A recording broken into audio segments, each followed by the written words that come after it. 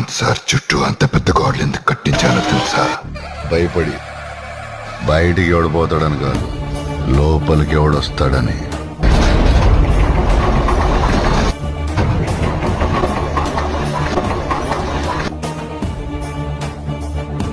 నా దగ్గర most powerful weapons biggest army ఎందుకు పెట్టుకున్నానో తెలుసా?